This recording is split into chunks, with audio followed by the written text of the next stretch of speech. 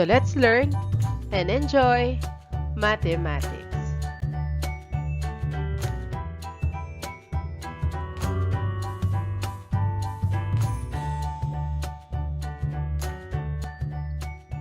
Let us illustrate bearings. Bearings are measured clockwise from north to the object. So this is the north, the south, the east, and then the west. Our objectives: by the end of the lesson, students should be able to, number one, define bearings. Second, illustrate bearings using compass direction. Third, measure and write bearings correctly using three-digit notation. Fourth, draw bearings from a given point. And then the last one, solve simple problems involving bearings. What do you mean by the word bearings? Bearings, it is the direction of one point from another, measured clockwise from north, and written as a three-digit angle.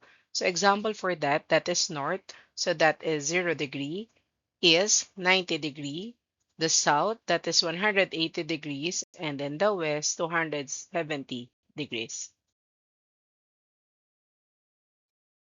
From where do we start measure bearings? We start from the north.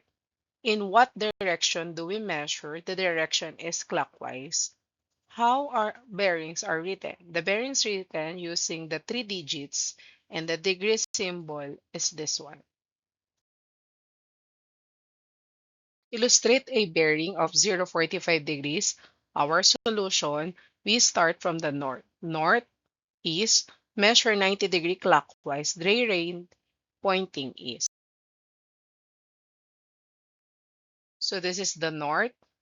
Opposite to the north is the south.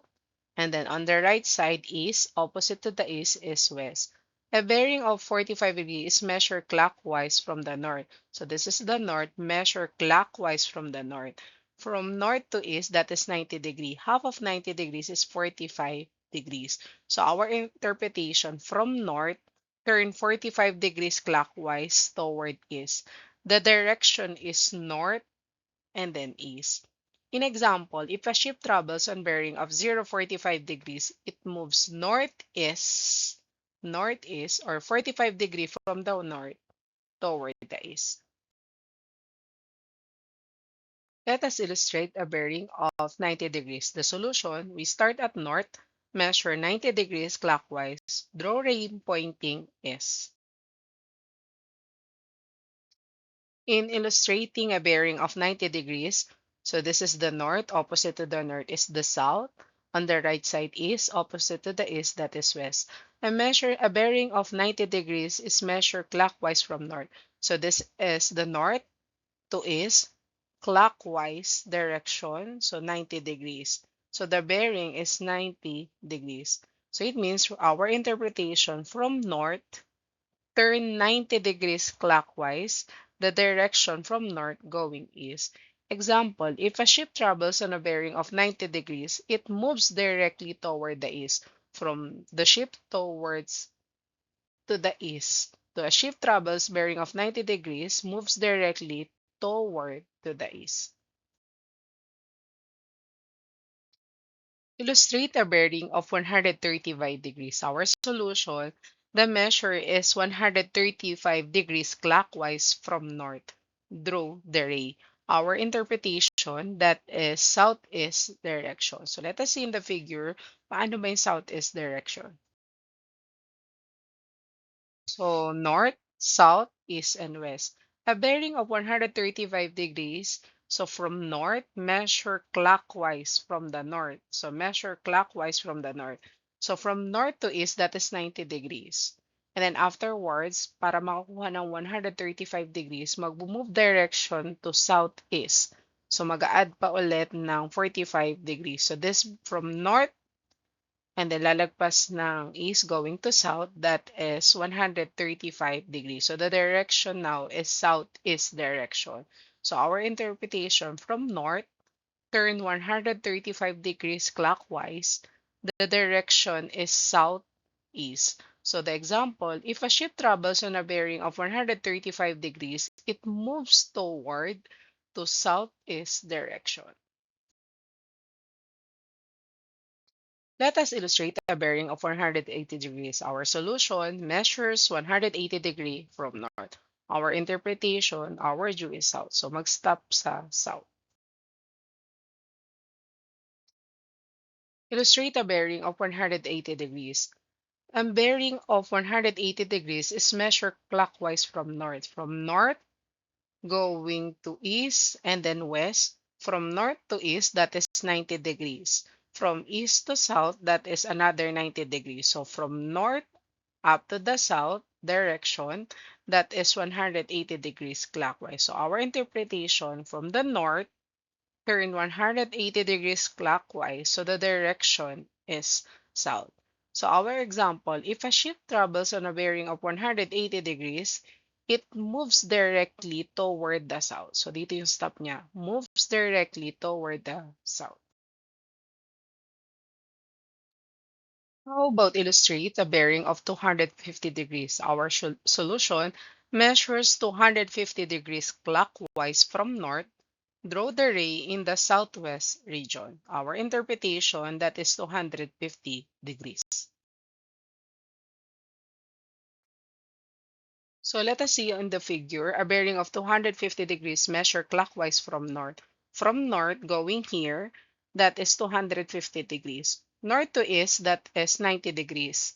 East to south, that is another 90 degrees. From north to south, that is 180 degrees. From north going here, that is 250 degrees. So it means the direction right now, the position of 250 degrees, that is southwest. So from north, turn 250 degrees clockwise, the direction is southwest. Our example, if a ship travels on a bearing of 250 degrees, it moves the direction southwest. So if that is 250 degrees, so lalagpas siya sa 180 degrees, so ibig sabihin nun, papunta na siya sa southwest direction. How about illustrate a bearing of 315 degrees? The measure is 315 degrees clockwise from north. So let us draw the ray. So our interpretation, that is northwest direction. So let us illustrate a bearing of 215 degrees. From north to east, that is 90 degrees. From east to south is another 90 degrees. From south to west, that is another 90 degrees. So from north up to here, that is 270 degrees. So ilan na lang yung kulang para maging 315 degrees? So ibig sabihin yun, yung position niya, nandito na yung 315 degrees. So mula north up to here, that becomes 315 degrees. A bearing is measured clockwise from the north. So the direction now, the position of 315 degrees, the direction is northwest. So from north, turn 350 degrees clockwise. The direction of the position of 350 degrees, 15 degrees, that is northwest. It's your turn. Draw the following bearings: 30 degrees, 120 degrees, 200 degrees, and 275 degrees. And afterwards, let us see what could be the direction of all the degrees. So let us write the correct bearing. So direction pointing the east. So direction pointing east. So north and then east. So the position from north up to east, that is 90 degree. How about the direction pointing the south? So north, east, and then south. So from north to south, that is 180 degrees. Direction halfway between north and east. So from north to east, half of 90 degrees, that is 45 degrees.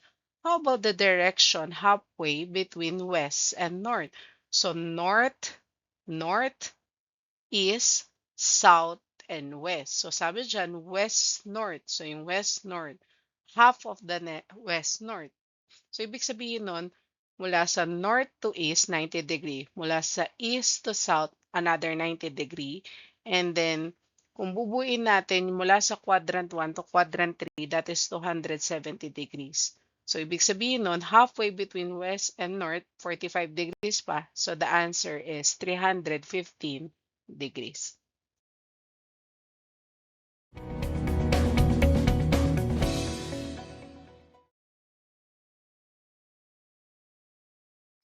Instruction: draw and label the following bearings. Provide your answers in the comment section.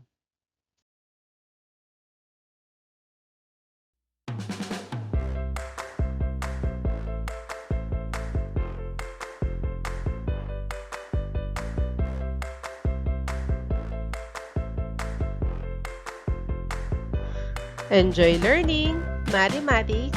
I'm Teresa Tubal. Thank you so much.